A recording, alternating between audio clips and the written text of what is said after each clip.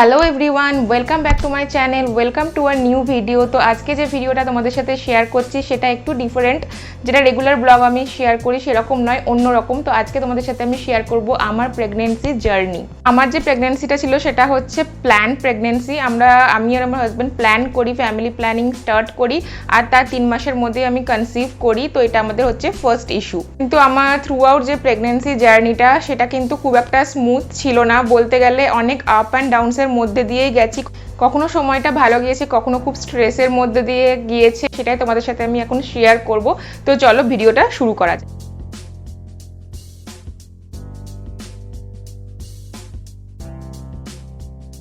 So first of all 2019 জুনের স্টার্টিংয়ে যখন আমার পিরিয়ড সাইকেলটা আর কি ডিলে হতে স্টার্ট করে। আমার পিরিয়ড সাইকেল এমনিতে রেগুলার, তো যখনই ডিলে আমি যেটা ঘরে কিট হয় সেই কিটটা দিয়ে টেস্ট করি, আর টেস্টের রিপোর্ট পজিটিভ এসেছিলো। 3বার আমি টেস্ট করি, 3বারই টেস্টের রিপোর্ট হচ্ছে পজিটিভ এসেছিলো। কিন্তু ঘরের রিপোর্ট দিয়ে তো আমার মানে কনফার্মেশন ঠিক মতন হচ্ছিলো না, অবভিয়াসলি কনফার্মেশন ঠিক মতন হয় না। তো তারপরে আমরা মোটামুটি 1 কি 2 দিন পরে আমরা কাছে একটা গাইনোকোলজিস্ট ছিল, লেডি গাইনো, তো তার কাছে গিয়ে আমরা চেক আপ করা এবং সে বলে যে ব্লাড টেস্ট করতে, সেখানে বিটা এইচসিজির যে লেভেলটা সেটা চেক করবে। তো আমরা তখনই ব্লাড টেস্টটা করে নিই, আর ইভিনিংয়ের মধ্যে রিপোর্ট চলে আসে। রিপোর্টটা আমরা তাকে হোয়াটসঅ্যাপ করি। রিপোর্ট দেখে তিনি বলেন যে হ্যাঁ, এটা পজিটিভ হওয়ারই চান্সেস বেশি, কিন্তু বিটা এইচসিজি লেভেলটা অনেক কারণেই বাড়তে পারে, তো একদম কনফার্ম হওয়া যায় না। তো আর একটা যেটা করতে হবে সেটা হচ্ছে 8 উইকসের পর টেস্ট করতে হবে, হচ্ছে ইউএসজি টেস্টটা করতে হবে। তো সেটা যেটা ব্লাড টেস্ট থেকে বলেছিল সেটা মোটামুটি আমার 6 উইকস চলছিল, তো আরও 2 উইকস আমাকে ওয়েট করতে হতো। তো কাউন্ট করে ফাইনালি যখন 8 উইকস হলো সেটা ছিল 26 জুন। তো 26 জুন আমরা অনেক ফিডব্যাক নিই, অনেকের কাছ থেকে আগে থেকে আমরা ফিডব্যাক নিই, অনেক বন্ধু বা যারা আগে ডেলিভারির এরকম হিস্ট্রি আছে, যাদের এক্সপিরিয়েন্স আছে, তাদের কাছ থেকে আমরা অনেক কিছু ফিডব্যাক নিই এবং সেই অনুযায়ী আমরা হসপিটাল চুজ করি। আর হসপিটালের যে গাইনোকোলজিস্ট সব থেকে বেস্ট আমাদের মনে হয়েছিল ফিডব্যাক অনুযায়ী, তাকে চুজ করেছিলাম। আর 26 জুন তার কাছে আমরা ডাইরেক্ট ভিজিট করতে যাই, আর আমরা ঠিক করি যে থ্রু আউট আওয়ার প্রেগনেন্সি আমরা তাকেই কনসাল্ট করব এবং তার কাছে ডেলিভারিটা হবে। তো সেটা একটা যে বন্ডিংটা সেটা একটা সুন্দর হয় ডাক্তারের সাথে পেশেন্টের। তো সেজন্য আমরা ঠিক করেছিলাম একদমই ডাক্তার চেঞ্জ করব না, একবারে যাকে দেখাবো স্টার্টিং থেকে শেষ অবধি তাকেই দেখাবো, তাকেই ফলো করবো। তো সেই অনুযায়ী আমরা গিয়েছিলাম আমাদের হসপিটালে যাইনি, উনি আর একটা ক্লিনিকে বসে, সেখানে আমরা গিয়েছিলাম এবং তাকে চেক আপ করায়। তো তিনি সব কিছু চেক করেন, আগেকার রিপোর্ট, ব্লাড রিপোর্ট চেক করেন, আর তারপরে যেটা ফার্স্ট ইউএসজি আর কি সেটা করতে দেন। তো তখন অলরেডি 8 উইকস অ্যান্ড 2 ডেজ হয়ে গিয়েছিল। তো আমরা ওটা ইউএসজিটা করি, অ্যান্ড তখন অলরেডি যেহেতু 8 উইকস হয়ে গেছিলো, তো বেবির হার্টবিটটা চলে এসেছিলো, সেজন্যই বলে যে 8 উইকস অবধি ওয়েট করতে। আর আমরা পুরো হার্টবিটটা তখন মানে শুনেছিলাম, পুরো বড় একটা স্ক্রিনের মধ্যে চালিয়ে দিয়েছিল, আর বেবির মাকে আর বাবাকে সেটা শোনানো হয় আর পুরো লাইভ দেখানো হয়। তখনও মানে কোনো শেপ আসেনি বেবির, অবভিয়াসলি একটা ডট ছিল জাস্ট, কিন্তু হার্টবিট যেটা সেটা পুরো সুন্দরভাবে এসেছিলো পুরো ঘরটায়। তো সেটা একটা অন্যরকম ফিলিং। তখন ফার্স্ট টাইম রিয়েলাইজ হয় যে নিজের ভেতরে একটা ছোট্ট প্রাণ আর কি বড় হচ্ছে। আর ওর হার্টবিট ছিল 127। তো তারপরে আমরা সেই রিপোর্টটা তো ডাক্তারকে দেখাই এবং ডাক্তার বলেন হ্যাঁ সব কিছুই মানে ঠিক আছে আর কি। তো তারপর উনি যে রেগুলার যে ব্লাড টেস্টগুলো হয়, থাইরয়েড, তারপরে সুগার, আরও অনেক কিছু থাকে আর কি, আমার জানি না, তো উনি ওটা লিস্ট আউট করে দিয়েছিলেন আর ব্লাড টেস্টটাও করে নিতে বলেছিলেন। তো আমরা নেক্সট দিনই ব্লাড টেস্টটা করে নিই, আর তারপর সন্ধ্যের মধ্যে যখন রিপোর্ট আসে তো আমরা আবার ওনাকে কনসাল্ট করি। আর সেখানেই প্রথম শকিং নিউজটা পেয়েছিলাম, সেটা হচ্ছে আমার থাইরয়েড যে লেভেল TSH যেটা আর কি সেটা অনেকটা হাই, অলরেডি তখন 12 কি 13 হয়ে গিয়েছিল, যেটা নর্মালি প্রেগনেন্সিতে 4-এর নিচে থাকা উচিত। তো অবভিয়াসলি অ্যাজ এ মাদার আমি তো ভয় পেয়ে গেছিলাম যে, আর আমি জানতাম থাইরয়েড বেবির জন্য কি কি এফেক্ট করে সেগুলো আমি জানতামই অলরেডি। যখন আমি কনফার্মেশন পেয়েছিলাম আমার প্রেগনেন্সির, আমি অনেক রিসার্চ করা স্টার্ট করে দিয়েছিলাম নেটে, গুগলে, এটসেট্রা। তো সেখান থেকে আমি জানতেই পেরেছিলাম যে থাইরয়েডটা অনেকটাই হার্মফুল হয় বেবির জন্য, কিন্তু আমার ডাক্তার অনেকটা সাপোর্টিভ ছিল, আর তিনি একদম আমাকে মানে একদম সাপোর্ট করে বলেছিলেন যে না, এতে কোনো ভয় নেই, শুধু ব্যাপারটা হচ্ছে ভালো করে মেডিসিন নিতে হবে, ভালো করে কেয়ার নিতে হবে থ্রু আউট প্রেগনেন্সি, একদিনও মেডিসিন মিস করা চলবে না। তো উনি অনেকটা হাই ডোজের মেডিসিনই আমাকে দিয়েছিলেন। তো আমি ভেবেছিলাম যে মেডিসিনটা নেওয়া কি হার্মফুল হবে কি না, তো উনি বলেছিলেন না, এটা যদি তুমি না নাও দেন এটা হার্মফুল, কিন্তু এই মেডিসিনটা কোনো রকম হার্ম করবে না বেবির জন্য। তো থ্রু আউট মাই প্রেগনেন্সি ওই ওষুধটা চলতে স্টার্ট করেছিল, এবং তারপর তো আমার অলরেডি তখন থেকেই স্টার্ট হয়ে গেছিলো হচ্ছে ভমিটিং, নশিয়া, আমার খুবই প্রচণ্ড ভমিটিং ছিল, কোনো রকম ভাজা মশলার ভাজা, তারপরে কোনো রকম ননভেজ চিকেন মাটন এসবের স্মেল আমি একদমই নিতে পারতাম না। একমাত্র ডিমটা ভালো লাগতো আর মাছের একদম পাতলা যে ঝোলটা হয় মশলা ছাড়া, সেরকম মানে যে কোনো খাবারই আমার মশলা ছাড়া ভালো লাগতো। আর সন্ধ্যের পর থেকে আমি কিচ্ছু খেতে পারতাম না, যাই খেতাম তাই আমার ভমিট হয়ে যেত। তো দুধ জাতীয় খাবার, বেশি করে শাকসবজি ফলমূল এসব খেতে বলেছিলেন, যেগুলো ফলো করতে বলেছিলেন আমি অবভিয়াসলি ফলো করতাম। আর ভমিটিং তো হতোই, অন্তত সন্ধ্যের পর থেকে 3-4 বার ভমিটিং হতো, তো তাড়াতাড়ি আমি খেয়ে দিয়ে শুয়ে পড়তাম যাতে ভমিটিংটা না হয় ঘুমিয়ে পড়লে। তো আমি ভেবেছিলাম ফার্স্ট ট্রাইমিস্টারটা এরকম হয়, ফার্স্ট ট্রাইমিস্টার চলে যাওয়ার পর সেকেন্ড ট্রাইমিস্টারে হয়তো ঠিক হয়ে যাবে। But then second trimester start করেছিল, আমার অনেক হোপ ছিল যে এবার যে আছে ভমিটিংয়ের প্রবলেমটা যাবে, বাট আনফর্চুনেটলি যায়নি, সেখানেও আমার কন্টিনিউ ছিল। তো যাই হোক, আমি ওটার সাথে হ্যাবিচুয়েটেড হয়ে গেছিলাম। সন্ধ্যের পর থেকে আমি জানতাম যে আমি এরকম সাফার করবই, তো যত তাড়াতাড়ি সম্ভব আমি খেয়ে দিয়ে আর কি শুয়ে পড়তাম, আর দুধ হালকা পাতলা খাবার এসবই খেতাম।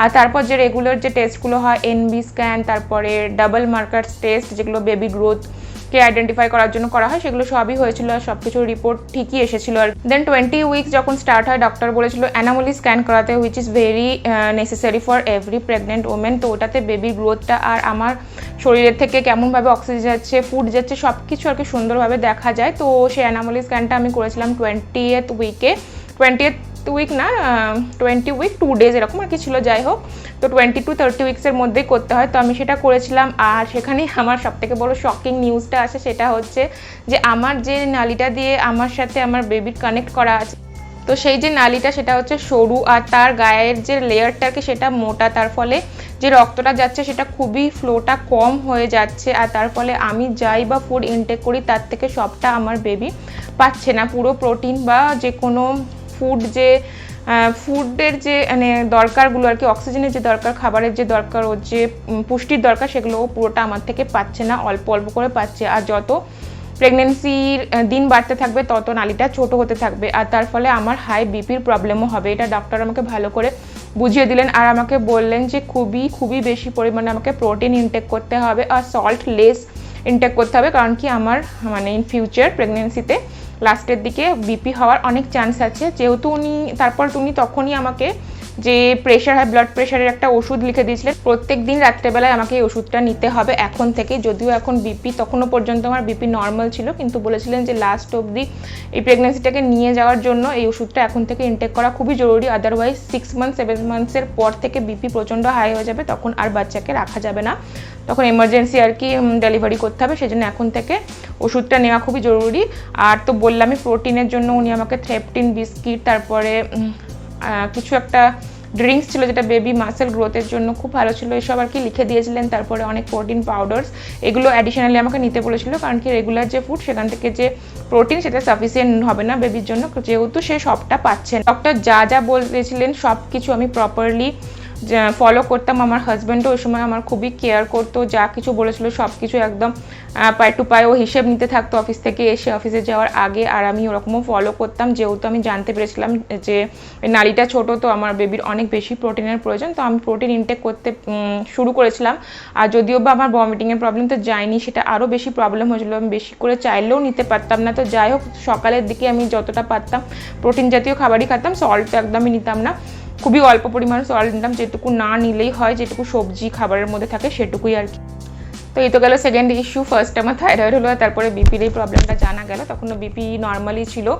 আর তারপরে আফটার 24 উইকস আমি আমার বেবি মুভমেন্ট ফিল করা স্টার্ট করি। যে কোনো মাই যে হয়েছে সেই জানতে পারবে যে এই মুভমেন্টটা ফিল করা একটা কত বড় একটা সুন্দর মুহূর্ত। প্রত্যেকটা সময় আমি মানে ধ্যান দিয়ে থাকতাম যে এই মুভ করছে, আর আমারগুলো খুব মজা লাগতো আর কি। আর যখনই কোনো খাবার খেতাম বা জল খেতাম বা ওই যে প্রোটিন টাউডারগুলো দিয়েছিল ওগুলো খেতাম, তখনই মুভমেন্টটা আরও বেড়ে যেত, আর ওটা আমি খুবই এনজয় করতাম। আর তারপরে 28 উইকের পর থেকে তো মুভমেন্টটা প্রচণ্ডই হতো, এমনকি ও যে হেঁচকিগুলো নিত সেগুলোও আমি ফিল করতে পারতাম। আর ডক্টরও বলেছিল মুভমেন্টটা মানে খেয়াল রাখতে, যেন খাওয়ার যে কোনো লাঞ্চ নিই বা ডিনার নিই, যে কোনো খাওয়ার আধ ঘন্টার মধ্যে 3 থেকে 4 বার অন্তত মুভমেন্ট হওয়াটা জরুরি, এটা একদম মনিটর করতে আমাকে বলে দিয়েছিলো। আমি সেই মতো মনিটর করতাম, তো সব কিছু ঠিক ছিল, মুভমেন্ট এসবও ঠিক ছিল। তারপর 7 উইকস থেকে আমার সোয়েলিং স্টার্ট হতো। যদি হাতটা এরকম ঝুলিয়ে রাখতাম হাত ফুলে যেত, অনেকক্ষণ দাঁড়িয়ে থাকলে হাঁটাচলা করলে পা ফুলে যেত। তখন অলরেডি দুর্গাপুজো স্টার্ট হয়েছিল, অষ্টমীর দিন আমি ঘুরতে গিয়েছিলাম বাইরে, এখানে ব্যাঙ্গালোরে, আর এসে এত আমার পা ফুলে গেছিলো যে আমার চটিটাও পর্যন্ত পায়ের মধ্যে থাকছিল না। তারপর থেকে তো আমার অতক্ষণ দাঁড়ানো সব আমি আর পারতামই না, একদমই মানে রেস্টের মধ্যেই থাকতাম। তো এরকমই হচ্ছিল। আর তারপরে after 30th week maybe doctor, না আফটার 28 উইকই যখন 7 মান্থ স্টার্ট হয়েছিল তখনই ডক্টর আবার যে রেগুলার যে ফার্স্টে যে টেস্টগুলো করেছিল আবার সেই টেস্টগুলো করতে দিয়েছিল। আর তাতে আমার ধরা পড়লো থার্ড ইস্যু, সেটা হচ্ছে ব্লাড সুগার। তো সেই রিপোর্টে দেখা গেলো আমার ব্লাড সুগার অনেকটা হাই। তো এটা আবার ডক্টর যখন এই রিপোর্টটা দেখেছিলো তখন ডক্টর ইভেন টেন্স হয়ে গেছিলো, কারণ ডক্টর ভেবেছিলো আমি যেহেতু ঠিকঠাক এজে আর কি কনসিভ করেছি তো আমার মধ্যে কোনো কমপ্লেক্সিটি আসবে না, কিন্তু এতগুলো মানে আসছিলো প্রবলেম, তো ডক্টর একটু ভয় পেয়ে গেছিলো। যাই হোক, তো উনি বলেছিলেন যে সুগার জাতীয় কোনো খাবার নেওয়া হবে না, চকলেট এইসব তো নেওয়া হবেই না। আর তারপরে উনি সুগারের ট্যাবলেট দিয়েছিলেন 2বার করে, সকালে একটা খাওয়ার আগে এরকম, আর রাত্রে 2বার করে। আর বলছিল এটা যতদিন অবধি এখন প্রেগনেন্সি কন্টিনিউ হবে ততদিন অবধি ওষুধটা আমাকে নিতে হবে। তো আমি তো সেরকমই নিতাম, আর সুগার জাতীয় খাবার একদমই নিতাম না, কোনো রকম আলু টালু ভাত যতটা পারি কম এইসবই আর কি করতাম। তো এটা হচ্ছে থার্ড ইস্যু আমার ছিল। তো যাই হোক, এরপরে 7 মান্থসের পর থেকে ডক্টর বলতেন প্রত্যেক 2 উইকস অন্তর মানে চেক আপ করাতে হবে, আর আফটার 37 উইকস হচ্ছে প্রত্যেক 1 সপ্তাহ অন্তর চেক আপ করাতে হবে। তারপর তো রেগুলার আমার সুগারটা টেস্ট হতেই থাকতো, আর ওষুধ খাওয়ার পর আমার সুগার একদম নর্মাল হয়ে গেছিলো, বাট ওষুধটা কন্টিনিউ ছিল। আর এই সময়তেও আমার ভমিটিং নশিয়া এইসব চালুই ছিল, আমি খেতে টেতে সেরকম পারতাম না, যাই খেতাম সেরকম বললামই আর কি। এই প্রবলেমগুলো ছিলই, তবুও আমি যতটা পারতাম প্রোটিন ইনটেক করতেই থাকতাম। আর তারপরে যখন 34 উইকস জাস্ট এন্ড হতে যাচ্ছে তখন ছিল 4 তারিখ, মানে এই বছরের আর কি 2020 4ই জানুয়ারি আমি গিয়েছিলাম ম্যাটারনিটি শ্যুটের জন্য। আমার যে হসপিটাল আছে সেখানে যে আমি প্যাকেজটা নিয়েছিলাম সেখানে ম্যাটারনিটি শ্যুটের একটা মানে প্যাকেজের মধ্যে ইনক্লুড ছিল, তো সেটা সেই দিনকেই পড়েছিল। তো সেদিন আমি গিয়েছিলাম 4 জানুয়ারি, যেটা আমি বললাম আর কি। তো সেদিন ফার্স্টে আমি ম্যাটারনিটি শ্যুট যেটা হলো সেটা করলাম, আর তখন অলরেডি আমার মুখ হাত পা সব একদম ফুলে গিয়েছে, আর আমার মনে হচ্ছে আমি হাঁটতেই পারছি না, একটু হাঁটলেই শ্বাসকষ্ট টাইপের হচ্ছে আর কি, খুবই আনহেলদি লাগছিল নিজেকে। তো আমি যখন প্রেগনেন্সি স্টার্ট করেছিলাম তখন আমি ছিলাম 64 কেজিস। আর সেদিনকে আবার ম্যাটারনিটি শ্যুটের পরে আমি ডক্টরের সাথে আমার চেক আপও ছিল। তো ফার্স্টে তো ওয়েট চেক করলো, তো দেখলো 84 কেজিস হয়ে গেছে আমার অলরেডি, যেটা 1 মাসের মধ্যে আমার 5 কেজি ওয়েট বেড়েছিল, হুইচ ইজ নট নর্মাল। তারপরে তো বিপি টেস্ট করলো, বিপি চেক করে তো ডক্টরও পুরো শক হয়ে গেছিলো, যেটা উনি ভয় করেছিলেন প্রথম থেকে, যার জন্য এত কিছু ব্যবস্থা করেছিলেন সেটাই হয়েছিল আর কি। লাস্টে উনি বলেছিলেন যে যত কিছু করা হোক লাস্টে গিয়ে এটা বাড়বেই, তো সেটা আমার বেড়ে গেছিলো, তখন হয়ে গেছিলো 150, মানে ওপরটা 150 আর নিচের যেটা বিপি সেটা ছিল 100, খুবই বেশি ছিল। তো ডক্টর সঙ্গে সঙ্গে বললেন যে একটা ইউএসজি করতে, কারণ কি আমার যে ফোলা ফোলা ভাব আর এতটা ওজন বেড়ে গেছে সেটা দেখে উনি মনে করেছিলেন যে আমার শরীরে জলটা অনেক বেড়ে গেছে। তো সেটা চেক করেছিল, বাট জলের লেভেল মোটামুটি ঠিকই ছিল, বেবি অক্সিজেন এসবও সব কিছু ঠিক ছিল। উনি ইউএসজি করেছিলেন, তো উনি বললেন যে একদিন উনি অবজারভেশনে রাখবেন 12 ঘন্টা মতন। ওই দিনই পুরো সেজে গুজে গিয়েছিলাম হসপিটালে ফটোশ্যুট করার জন্য। তো আমি একদমই প্রিপেয়ার ছিলাম না, আমি ডাক্তারকে বারবার রিকোয়েস্ট করছিলাম যে প্লিজ আমি আজকে অ্যাডমিটেড হব না, পরে আমি মাইন্ড প্রিপেয়ার করে আসবো, তারপরে অ্যাডমিটেড হব, বাড়িতে গিয়ে আমি চেক করবো এইসব। তো ডক্টর বললে না, ভয়ের কিচ্ছু কারণ নেই, তুমি 12 ঘন্টা এখানে অবজারভেশনে থাকবে, অনেক বেশি সেফ থাকবে তুমি আর তোমার বেবি, তো এখানে অ্যাডমিটেড হতেই হবে। তো কিছু আর করা ছিল না, অ্যাডমিটেড হয়ে গেলাম। তখনই প্রায় 9:30 10টা বেজে গেছে, আর আমরা গিয়েছি সেই 4টে থেকে, অলরেডি 9:30 10টা হয়ে গেছে। তো যাই হোক, আমরা অ্যাডমিট হলাম ওখানে, আর আমাকে একটা বেড দেওয়া হলো, কিন্তু আমি ওখানে তারপরে তো ওইগুলো সব চ্যানেল করা হলো, এখানে পুরো টপ করে রক্ত পড়ছিল, আর পুরো ঠান্ডায় আমি কাঁপছিলাম, এত এসি চলছিল পুরো। তারপরে একটা বেড দেওয়া হলো, ওখানে শিফট করা হলো।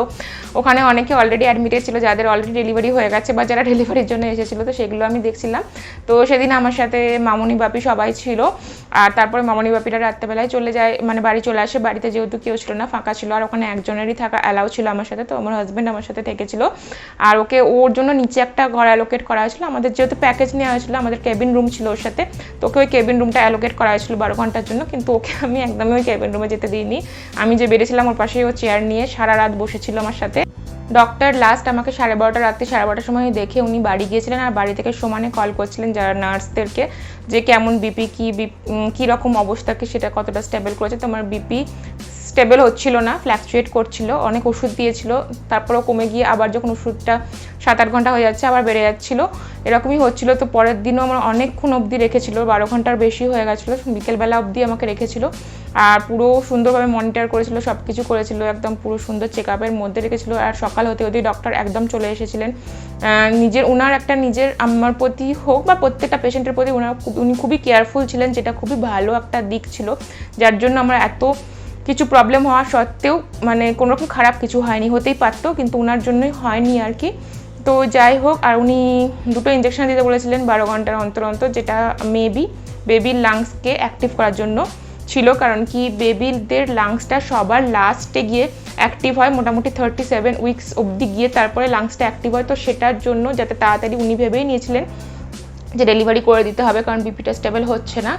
তো সেই জন্য উনি লাংসটাকে অ্যাক্টিভ করার জন্য দিয়েছিল, যাতে এনআইসিউ বেশি দিন রাখতে না হয় বাচ্চাকে, যদি প্রিম্যাচিওর হচ্ছে তো এসব হলো। তারপরে যাই হোক, আমরা সন্ধ্যাবেলায় পরের দিন বাড়ি টাড়ি ফিরলাম আর কি। আর উনি বলে দিয়েছিলেন তারপরে মেবি 7th জানুয়ারি ফাইনাল চেক আপের জন্য আর ডেট নেওয়ার জন্য। তার মধ্যে আমাদেরকে উনি বলেছিলেন যে বিপিটা যেন এই যে আমরা 1 দিন বা 2 দিন বাড়ি থাকছি সমান নিয়ে চেক করা হয়, আর 100-র বেশি যদি আমার নিচের বিপিটা হয়ে যায় তাহলে একটা ওষুধ দিয়েছিলেন, সেটা খেয়ে সঙ্গে সঙ্গে ওনার কাছে চলে আসতে। তো আমরা একটা বিপি মেশিন কিনে নিয়ে গেছিলাম, যেটা ডাক্তারের ওখানে যেটা দিয়ে মাপা হতো সেই মেশিনটা কিনে নিয়ে গেছিলাম, যাতে প্রপার হয়। আর সমান নিয়ে প্রত্যেক 2-3 ঘন্টা অন্তর আমি ওটা মাপতাম, আর পুরো শুয়ে থাকতাম, একদমও নড়িনি কিছু না 2 দিন। আর একদম নুন খাইনি, নুন ছাড়া একদম মানে একদম বাজে লাগতো। সবাই বলতো একটু নুন খেয়ে নে, বাট আমি একদমই খেতাম না, নুন ছাড়াই খাবার খেতাম। একে তো ওরকম ভমিটিং, তার মধ্যে নুন ছাড়া খাবার, যাই হোক। তো সেসব কিছুই লাগতো না, আমি জাস্ট ভাবছিলাম কখন আমার বেবিটা অ্যারাইভ করে যাবে সেফলি, সুস্থভাবে, আর আমি আমার বেবি দুজনেই সুস্থ থাকবো, এটা নিয়ে একটা মনে মনে কাজ করছিল আর কি, এক্সাইটমেন্ট, ভয় সব কিছুই। তো আমি ভাবছিলাম কবে 7 তারিখ আসবে আর ফাইনাল ডেটটা আমি নেবো। তো ফাইনালি 7 তারিখ আমরা সকাল সকাল পৌঁছে যাই। লাস্ট ইউএসজিটা করেন বেবির ওয়েটটা দেখার জন্য, তখন ওয়েটটা দেখা ছিল 2.7 কেজিস হয়েছে বেবি অলরেডি। তো উনি ফাইনাল ডেট দিলেন, আমাদেরকে জিজ্ঞেস করলেন কয়েকটা ডেটের মধ্যে যে আমাদের কোনটা প্রেফারেন্স। তো আমরা 9th of জানুয়ারিটা দিয়েছিলাম, টাইমও বলে দিয়েছিলাম ওনাকে যে আমরা এই টাইমের মধ্যে আর কি চাই। তো সেই মতো 9th of জানুয়ারি উনি আমাদের ফাইনাল ডেট দিয়েছিলেন। তো যাই হোক, আমি তো প্রচণ্ড খুশি ছিলাম যে ফাইনালি সেই দিনটা আসছে। আমি কবে থেকে ওয়েট করছি, ডিসেম্বর মাস থেকে আমি চাইছি এবার হয়ে যাক, এবার দেখবো আমার বেবিকে। তো ফাইনালি আর একদিন পরে হবে, আমি খুব এক্সাইটেড ছিলাম। আর আমার মা বাবাও চলে এসেছিলো সেদিন, আর তার আগের দিন 8 তারিখ চলে এসেছিলো একদম সন্ধ্যেবেলায়। আমি পুরো প্রিপেয়ার ছিলাম, পরের দিন যাবো আর কি। একটা ভয় কাজ করছিলো, ফার্স্ট অপারেশন, এর আগে অবভিয়াসলি আমার কোনো অপারেশন বা কিছুই হয়নি। আমার ইভেন হসপিটালে অ্যাডমিটেড থাকা ওই যেদিন আমি বললাম সেই দিনটাই আমার ফার্স্ট ছিল, এর আগে কোনোদিনও আমি হসপিটালে অ্যাডমিটেড হয়নি। আর হসপিটালের প্রতি আমার অনেক বড় ফোবিয়াও ছিল। তো যাই হোক, পরের দিন সকালবেলায় আমাকে বলেছিল 6টার সময় অ্যাডমিটেড হয়ে যেতে, আর রাত্রি 12টার পর থেকে আর কোনো রকম জল টল কিচ্ছু না খেতে। তো সেই মতো আমি তো কিচ্ছু জল টল খাইনি, আর 6টার সময় একদম পৌঁছে গেছিলাম। আর সঙ্গে সঙ্গে ওরা আমাকে ভর্তি করে নিয়েছিল। ডক্টর তখনও আসেননি, ডক্টর বলেছিলেন 8:30 উনি আসবেন, কিন্তু তার আগে থেকে যেসব প্রসিডিওরগুলো থাকে সেগুলো ওনারা ফলো করছিল আর কি। চেক আপ করা, বিপি চেক আপ করা, এই সেই ওষুধ দেওয়া, এইসব দেওয়া আর কি, স্যালাইন লাগানো, এইসব করতে করতে অবশেষে 10টার সময় আমাকে ওটিতে নিয়ে যাওয়া হয়। আর ওটির ভেতরে তো কাউকে এখানে অ্যালাউ করে না, লাস্টে দরজা অবধি একমাত্র আমার হাজব্যান্ডকে অ্যালাউ করেছিল। যখন আমাকে ওটিতে ঢুকিয়ে নিচ্ছে আমার মনে হয়েছিল আর কি পুরো একা চলে যাচ্ছি, সবাইকে বাইরে জানি না আবার দেখতে পাবো কিনা, অনেক রকম ভয় আর কি চেপে ধরছিল। তার সাথে সাথে একটা এক্সাইটমেন্ট কাজ করছিল যে ফাইনালি আমি দেখতে চলেছি।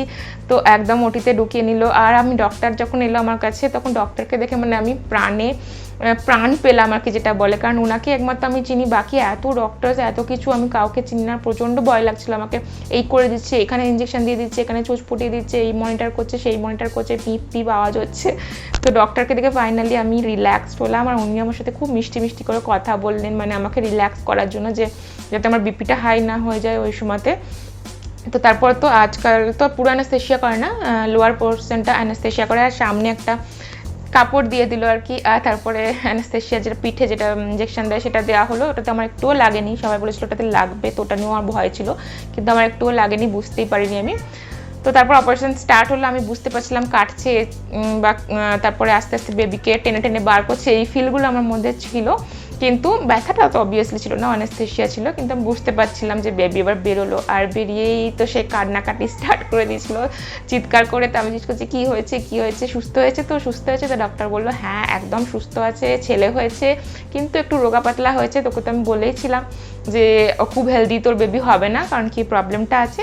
আর তারপর ওকে ন্যাকড়ায় মুড়িয়ে তখনই আমার এখানটায় আর কি শুইয়ে দিল ওকে। ফার্স্ট টাইম আমি ওকে টাচ করলাম আর কি, সেই যে ইমোশনটা সেটা কারোর সাথে শেয়ার করা যায় না। একটা মা একটা বেবির মধ্যে সেই ইমোশনটা থাকে, হাজার কারোর সাথেও এটা শেয়ার করা যায় না। এটা খুবই প্রেসিয়াস একটা মোমেন্ট একটা মায়ের জন্য, যে প্রথমবার বেবিকে টাচ করা, যাকে এতদিন ধরে ক্যারি করছি আমি, যার জন্য এত কিছু আমি সহ্য করছি তাকে। তো যাই হোক, তারপরে তো ওরা বেবিকে নিয়ে চলে গেল, বললো পরিষ্কার টরিষ্কার করতে। তারপর আমার স্টিচ স্টার্ট হলো।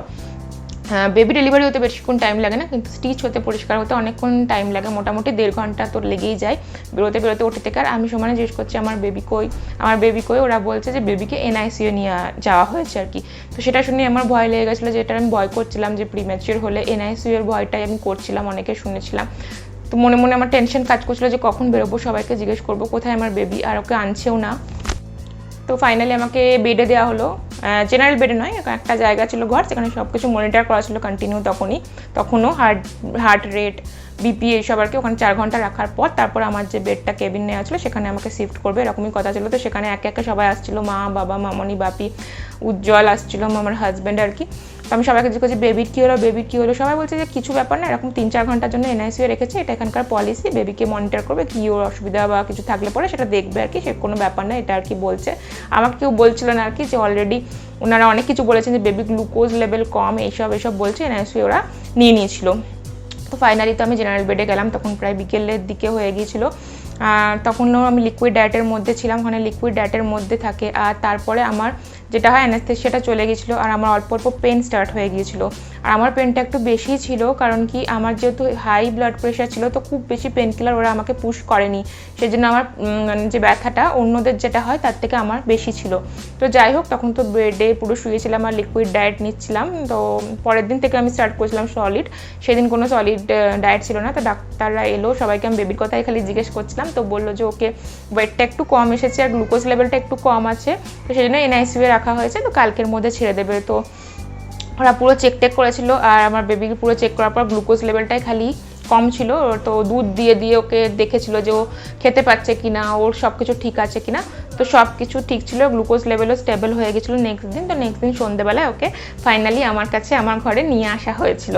সবাই তো খুবই আনন্দ ছিল, সবাই ওকে খুব আদর করছিল। আমিও প্রথমবার ওকে আবার আর কি, ওইখানে তো এক ঝলক দেখেছিলাম, ভালো করে দেখা হয়নি, তো এখন ভালো করে দেখলাম আর কি। তো যাই হোক, তো এই গেল ও প্রিম্যাচিওর তো হয়েছিল 35 উইক্সে, ওয়েট হয়েছিল 2.1, উইচ ইজ ভেরি লেস, অন্তত 2.5-এর উপর হলে পরে আর কি সেটা হেলদি হয়। তারপর নেক্সট দিন ছিল ওর জন্ডিস চেক করার ছিল, বিলিরুবিন। তো আনফর্চুনেটলি ওর বিলিরুবিনটাও অনেকটা হাই ছিল, অবভিয়াসলি ওর ওয়েটটা একটু কম ছিল বলেই এই প্রবলেমটা এসেছিলো। তো ডক্টররা বললো কোনো ব্যাপার নয়, ওই যে ব্লু রে দেয় আর কি, সেটা দিয়ে 24 ঘন্টা রাখলে পরে এটা স্টেবল হয়ে যাবে। তো আমরা সেই মতো ওকে ব্লু রে দিয়ে রেখেছিলাম 24 আওয়ার্স, আর তারপরে ওর বিলিরুবিন একদম স্টেবল হয়ে গেছিলো। আর 4 দিন পরে আমরা ফাইনালি আমার বেবিকে নিয়ে আমরা সবাই মিলে বাড়ি ফিরেছিলাম, মেবি 14th জানুয়ারি আমরা সবাই মিলে বাড়ি ফিরেছিলাম। আর হসপিটাল থেকে বাড়ি এসে আমার জাস্ট রিল্যাক্স লাগছিল যে ফাইনালি আমি আমার বেবিকে নিয়ে সুস্থভাবে বাড়িতে আসতে পেরেছি। আর ও সুস্থ আছে, ওর কোনো প্রবলেম নেই, জাস্ট ওয়েটটা তো গেন হয়ে যাবে বলেছিল, কোনো কিছু যেহেতু প্রবলেম নেই, উইদিন 2 উইক্স ওর ওয়েটটা ঠিক হয়েও গিয়েছিলো, 2.5-এর ওপর হয়েও গিয়েছিলো, সব কিছু ঠিক হয়ে গেছিলো। আর কোনো বলতে নেই, ভগবানের কৃপায় কোনো রকম প্রবলেম ছিল না, আমার মধ্যেও না, ওর মধ্যেও না। বাট 3 মাস অবধি ওর মোটামুটি চেক আপ হতো, প্রত্যেক মাসে ওর যে চাইল্ড স্পেশালিস্ট ছিলেন তার কাছে চেক আপ করতাম, আর আমারও চেক আপ হতো। তো তারপরে 3 মাস পরে যখন সব কিছু স্টেবল ছিল, তারপরে আর কোনো ডাক্তার ভিজিট এসবের কোনো ব্যাপার ছিল না, জাস্ট ওর যে ভ্যাকসিনেশনগুলো এগুলো তো কন্টিনিউস ছিলই। Finally this 9 January he is going to completed his 1 year, he is big boy now. আর এখন আমাকে মানে ওকে বকবো বা ওকে দেখবো না, ওই সবাইকে আর কি রুলিং করে, এরকম একটা ব্যাপার। তো এখন তো দেখতেই পাচ্ছ ও এখন মোটামুটি নেই, ভগবানের কৃপায় হেলদি আছে, ঠিক আছে, সব কিছু ডেভেলপমেন্ট এসবও ঠিক আছে আর কি ওর। তো আমার যে জার্নিটা ছিল প্রেগনেন্সির, অবভিয়াসলি সেটা স্মুথ ছিল না, অনেক প্রবলেম ছিল, কিন্তু অনেক প্রবলেমকে আমি এত সুন্দরভাবে ওভারকাম করতে পেরেছি শুধুমাত্র আমার ডক্টরের যে এত কেয়ারিং নেচার ছিল। উনি প্রত্যেকটা সময় আমার কেয়ার করেছেন, যখনই মেসেজ করেছি রিপ্লাই করেছেন, ভিজিট করিয়েছেন, শেষ অবধি উনি প্রত্যেকটা স্টেপে আমার কেয়ার করেছেন বলেই এই জার্নিটা আমার